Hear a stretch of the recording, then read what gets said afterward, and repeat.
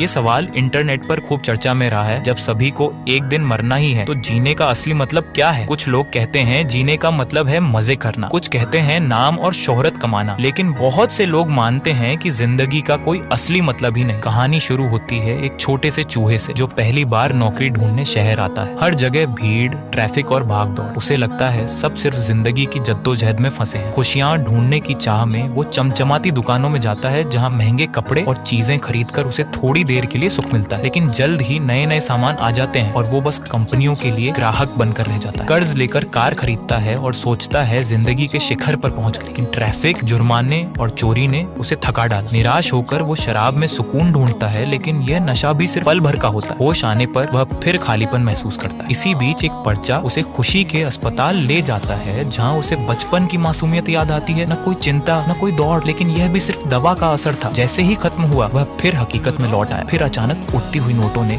उसे ऑफिस की ओर खींच लिया। वहाँ हजारों और चूहे भी थे, सब तनख्वाह के पीछे दौड़ते हुए, अपनी जिंदगी मशीन की तरह काटते हुए। दोस्तों, शायद यही कहानी हमें दिखाती है कि अगर हम सिर्फ भाग दौड़, पैसा और चीजों के पीछे भागेंगे तो असली मायने कभी नहीं मिलेंगे। असली जिंदगी का मतलब शायद छोटी छोटी खुशियों और सुकून के लम्हों में ही छिपा है। दोस्तों, अगर आपको हमारी ये मजेदार कहानी पसंद आई हो तो वीडियो को लाइक और चैनल को सब्सक्राइब जरूर करें।